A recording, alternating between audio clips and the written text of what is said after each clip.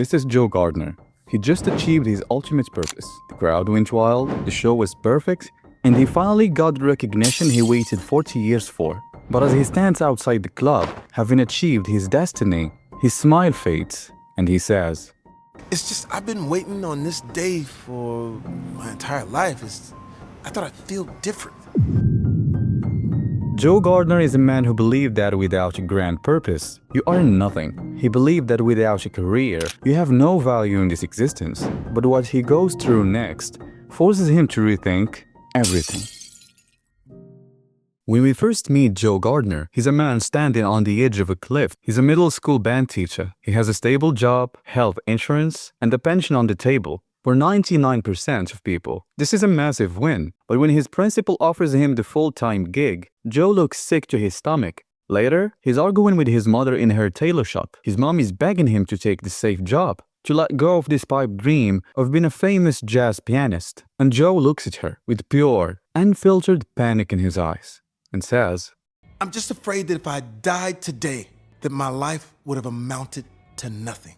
Stop right there. This is the core of Joe Gardner's sickness. Joe equates his human value with his career output. He believes that a human life is like a math equation. If you don't achieve greatness, your score is zero. Because Joe hasn't become a famous jazz musician, he has placed his entire existence on pause. He treats his daily life, teaching kids, riding the subway, eating food, talking to his neighbors like an annoying waiting room. He's just sitting in the lobby, staring at the clock, waiting for his name to be called so his real life can finally start. And because he treats his life like a waiting room, he is completely numb to the world. He walks through New York City, one of the most vibrant, beautiful, chaotic places on earth, and he doesn't see any of it. He doesn't look at the sky, he doesn't taste his food, he ignores romantic opportunities. He is a ghost hunting his own life. When Joe falls down to the manhole and essentially dies, his desperation kicks into overdrive. He refuses to go to the great beyond. He breaks into the great before, desperate to get back to his body because he finally booked a gig with Dorothea Williams. He gets paired with 22, an unborn soul who hates the idea of Earth. Joe makes a deal with her. Unless it becomes an Earth Pass, I'm stuck with it. Well, what if I help you turn it into an Earth Pass? Will you give it to me then? Wait, I've never thought of that. Now, watch how Joe behaves during this segment. Joe is incredibly selfish. When he takes 22 to the hall of everything to find her passion, he dismisses everything that isn't his specific idea of success. 22 looks at a librarian. She says, Though I do like the idea of randomly shushing people. Well, obviously, this... Oh yeah, that's good. to Joe, being a librarian isn't a purpose. It isn't grand enough. It isn't a stage with a spotlight. Joe is so blinded by his own ambition that he becomes a toxic mentor. He is projecting his own insecurities onto a blank slate. He fundamentally believes that a soul is just a machine built to perform a specific, impressive task. And if it doesn't have a task, it is broken. But the movie forces Joe to look in the mirror by pulling a classic body swap. 22 accidentally falls into Joe's body on Earth, and Joe is trapped in the body of a therapy cat. They need a haircut for the gig, so they go see Joe's longtime barber, Des. This scene is a psychological masterpiece. Joe has been getting his haircut done by Des for years, but because Joe is trapped in the waiting room mentality, he has only ever talked to Des about one thing, jazz. Joe was obsessed with his own dream that he never actually bothered to learn anything about the man holding the scissors. While in the chair, 22 asks Des about his life. Des reveals that he didn't always want to be a barber. He wanted to be a veterinarian. But when he got out of the military, his daughter got sick, and barber school was a lot cheaper. 22, operating on Joe's logic, says, Well, that's too bad. You're stuck as a barber and now you're unhappy. this is the exact way modern hustle culture trains us to think. If you didn't get your dream job, you failed. If you had to compromise to pay the bills, your life is a tragedy. But Des laughs.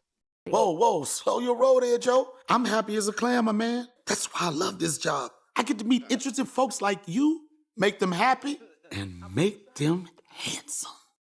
Look at Joe's face inside the cat. He is stunned. Des shatters the myth of the one true purpose. Des's plan fell apart. Life got in the way, but Des didn't let that destroy his soul. Instead of being better, Des found profound joy in being in the pivot. He found his purpose in connection with his community, providing for his daughter, and making people feel good about themselves. Joe realizes to his absolute horror that Daz is 10 times more successful than he is. Daz is actually living. Joe says, How come we, never talked about your life before? You never asked, but I'm glad you did this time. it is a brutal wake-up call. Joe's obsession with not wasting his life made him completely blind to the beautiful human beings standing right in front of him. Through sheer willpower, Joe manages to get his body back. He leaves 22 behind, convinced that her newfound love for walking, pizza, and the sky is just a distraction. He rushes to the Half Note Club. He plays the gig with Dorothea Williams. He does it. He absolutely kills the performance. The crowd goes wild. He walks out the back door of the club into the cold New York night. He has achieved the dream he chased for 40 years. He crossed the finish line, and then the smile fades from his face. He looks around. The street is quiet. A cab drives by. He looks at Dorothea and says the most heartbreaking, relatable line in the film. It's just, I've been waiting on this day for my entire life. I thought I'd feel different. Psychologists call this the arrival fallacy. It is the false belief that reaching a specific goal would provide enduring happiness. We think that once we get the degree, the marriage, or the money, our brain will magically rewrite itself, and we will never feel sad or empty again. But the human brain doesn't work like that. The dopamine spike of success lasts for about 5 minutes, and then you are left alone with yourself again. If you were miserable and insecure on the journey, you will be miserable and insecure at the destination. Dorothea looks at him, completely unfazed, and tells him a story. I heard this story about a fish. He swims up to this older fish and says, I'm trying to find this thing they call the ocean. The ocean, says the older fish. That's what you're in right now. This, says the young fish, this is water. What I want is the ocean. Joe thought that playing a jazz gig was the ocean. He thought that it was a magical rum that would cure his depression. Dorothea is telling him the brutal truth. Joe, it's just a gig. We play the music. We pack up and we do it again tomorrow. This isn't the ocean. The ocean is life itself. Joe takes the subway home. He walks into his quiet apartment. He achieved his life's ultimate purpose, and he has never felt more like a failure. This brings us to the climax of Joe's psychological journey. He sits at his piano and he empties his pockets. He pulls out the items that 22 gathered during her one afternoon on Earth: a half-eaten bagel, a spool of thread from his mother's shop, a crust of pizza, a lollipop from the barber, and a tiny brown helicopter seed that fell from a tree. When 22 was collecting these things, Joe mocked her. He told her, Those really aren't purposes, 22. That's just regular old living. But as Joe looks at these items now, the piano music swells. The realization hits him so hard it brings him to tears. He had this backwards his entire life. He thought that you had to earn your right to live by having a grand purpose. He thought that if you weren't exceptional, you were nothing. But as he looks at the helicopter seed, he realizes the truth. Regular old living is the purpose. The counselors in the Great Before never assigned anyone a purpose. They just gave them a spark. And what is a spark? A spark is simply the readiness to live. It is the capacity to find joy in the taste of a pizza crust. It is the ability to listen to a street musician and feel moved. It is the feeling of the wind on your face. Joe realizes that he didn't waste his life because he failed to become a jazz star. He wasted his life because he ignored the beautiful, miraculous, overwhelming gift of simply being alive every single day. That he forgot how to swim. Joe knows what he has to do. He travels back to the astral plane to find 22, but she has mutated into a lost soul. She is a massive, terrifying monster roaming the desert. Why? Because of the voices in her head. Inside the monster, 22 is trapped in a hurricane of anxiety and self-hatred. She's replaying the voices of her past mentors, and the voice of Joe himself screaming at her. Make it in the world. Selfish. No one would ever want to be around you. The Make world up needs that remarkable decision. people, and you are the least remarkable soul I've ever met.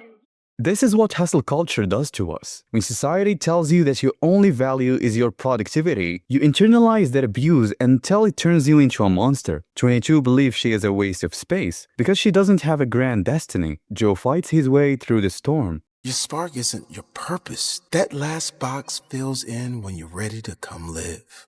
He validates her right to exist. He tells her that she doesn't need to earn her oxygen. She is worthy of a life simply because she is ready to experience it. Joe walks her to the edge of the portal to Earth. He tells her he will go as far as he can with her. He sacrifices his own chance to life so that someone else can have one. And in that moment of total, selfless sacrifice, Joe Gardner's soul is finally healed. Because of his selflessness, the universe gives Joe a second chance. The counselor stops him before he goes into the light. She asks him, So, what do you think you'll do? How are you going to spend your life? Joe smiles. I'm not sure, but I do know I'm gonna live every minute of it. We spend so much of our life stuck in the waiting room. We tell ourselves that our real life is going to start tomorrow. We tell ourselves that once we get the money, the title, or the recognition, we will finally be allowed to be happy. But Pixar Soul is a desperate plea to wake up.